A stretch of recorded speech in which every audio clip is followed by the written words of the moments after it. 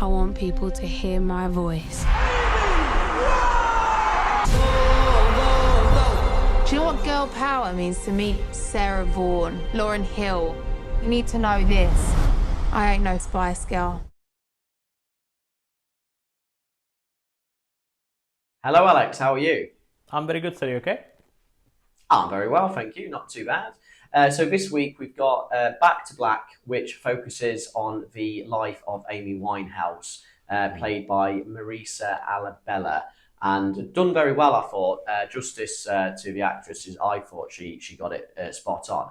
But you see the life of Amy, which is for want of a better word, chaotic in terms of her uprising onto the English scene and also going onto the States as well with her music career, and the temptations of drugs, alcohol, all the money, the fame that was thrown on her, and just kind of seeing her life being played out with like her family supporting her and stuff. And I think at the heart of it though is a love story, and her meeting Blake in London in a pub. And that's played by Jack O'Connor. Blake's played by, and I think he deserves a mention in this film as well. But what did you make of it, Alex, anyway, as someone who's already a fan of Amy's music? What did you make of this film? Yeah. I mean, I was taken a little bit aback in the beginning, but that just is because of how I have been introduced to Amy Winehouse as a celebrity, or as a. I've never looked after at her video clips, at her clips online. I just looked at her music. I was listening without having an image of her. So when I first saw the film, the very first part, I was a bit annoyed about the mannerism of Amy Winehouse character as a character, and I thought is that the actress that is not playing her properly, or is that how she was in real life? But once I got over that, it was fantastic, and I did enjoy the fact that this is not a documentary style. It doesn't want to replicate her life, especially the side of the business life. What it does focus on is her emotional state and her love for this person, and how she poured all of her pain into the music.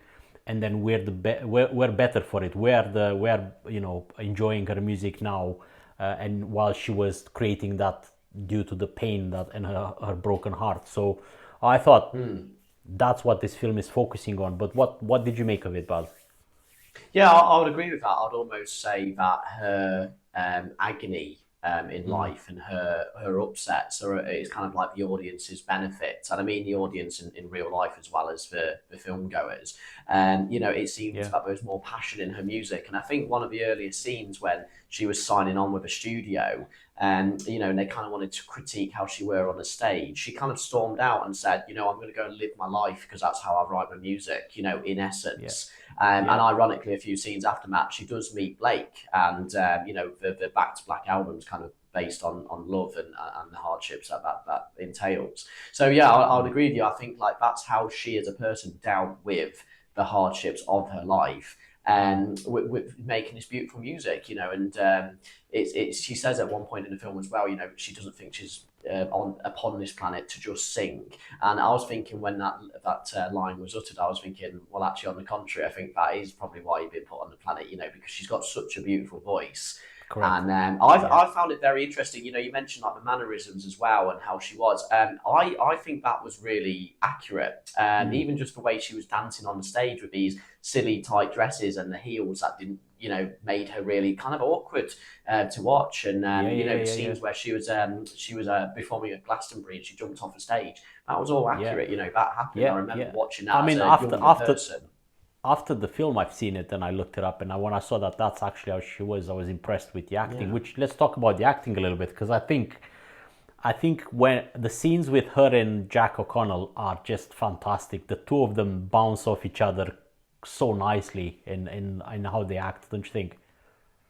Would you also say that the meeting between them two as well, when Blake meets Amy in the bar, and just off by chance they just start talking, that's probably one of the better scenes of the film, isn't it? And you really do buy into the chemistry in it, but maybe it is the actor and the actress getting on as well, but it's well done, that. And that's what the film's about, really, isn't it? Because but there might have been some elements that I missed. So obviously mainly to do with a family. Obviously, Mitch, her dad, is in the film quite a lot. Played by Eddie Marson, I Yes, think. yeah. So he's in the film quite a lot.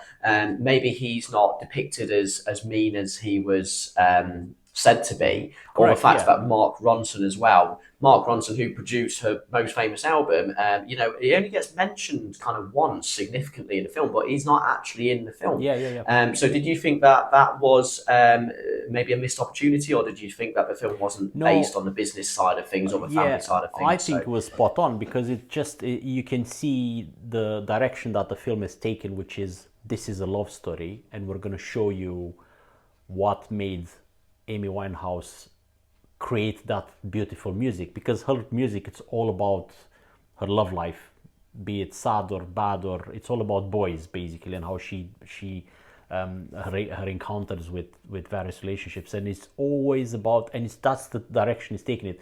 Yes, there were in her lifetime people that impacted her emotionally too, because it was her auntie and her father and all of that, but in the end it was her heart that produced this music, and I think that's what the film does very well, and that's why I enjoyed it, because it stays focused to that. It doesn't just slide over to to show you how she made money, how she signed the deal, or how she just shows what she believed in and what she did. And the actual music inside the film is very well molded with the scenes, because there's scenes that the actress sang and scenes where the actual Amy House is put over. What did you think about the music? Was it properly in the right place at the right time, or was it too much? Yes, I think the way they use the songs. I think as a statement in general, to have music, obviously to have films about musical artists, there's always a danger that the film is going to have too many of the songs in it and not really have a lot of meat to the storyline. But this one, I can't have a complaint. The turn in which they did the songs matched up chronologically with her life and how she released them.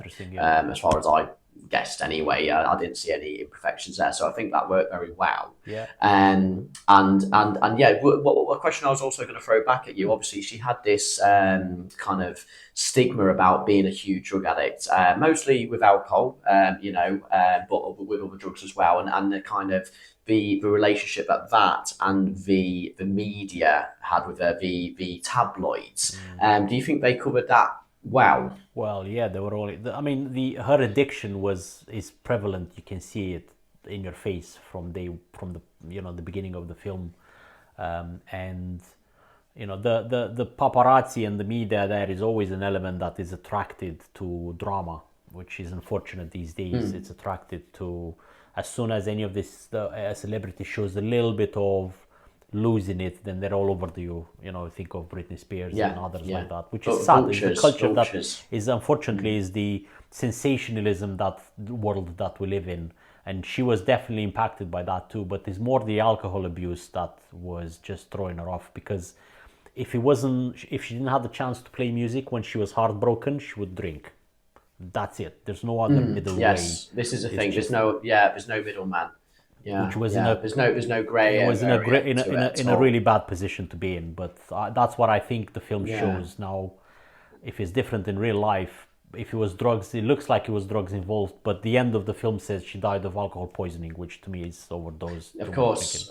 Yeah, and also I was going to say, it doesn't really matter really at the end of it. But I thought it was heroin or cocaine or something. But I mean, that was just another fact I found out about this movie, that it was actually alcohol poisoning, which was clearly her tipple. But I thought one of the sad parts of the film as well is obviously it depicted how Amy probably just wanted to be a mother at heart and have a decent husband, and she said at one point in the film she wants 6 children and all that, and I think it goes back to that old cliche that these great artists that we share the earth with, they can't really ever have a normal life. What they make up in maybe the sound of their voice, or how they can paint a picture, or how they can do anything extraordinary which normal people can't. They lack in being normal and having a normal life, and I think that's what she craves. I think due to their talent, society pushes them there, because as soon as you have an extraordinary talent, you're unique, and you're never going to be. Society doesn't allow you to be normal anymore. You know, it's like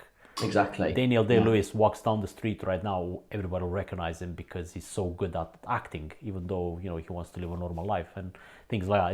It's just the condition of the artist is that contrast with you're never gonna have you're gonna be excellent, you're gonna be appreciated for your art, but you're never gonna have your life back as normal as you used to know it. But this does that very well, and as they said back when she died, they said some people said she died of a broken heart, and this film literally shows pretty much follows that theme, to be honest. Yeah. I would agree with that as well. And once again, another good film about a musical artist. I haven't seen Bohemian Rhapsody yet, but I did see Rocket Man, and that impressed me, and this has impressed me. And it's good to see these films come out. Hopefully there won't be too mixed opinions, because I think this is worthy of. This has got rewatchability. Absolutely. For me. Definitely. It was a very neat little, I think it was only about an hour and 40 minutes runtime, and I thought it was, it's one of them films that actually has, I actually commend the runtime on it, because it wasn't too long, it wasn't too short, it was just bang on. So yeah, good pick this week, Alex, I think. Indeed. Thank you for watching, guys. I hope you enjoyed that episode. Please subscribe and like, and if you've got any thoughts on the movie itself or Amy's life in general, please comment down below, and we'll see you next week. Take care.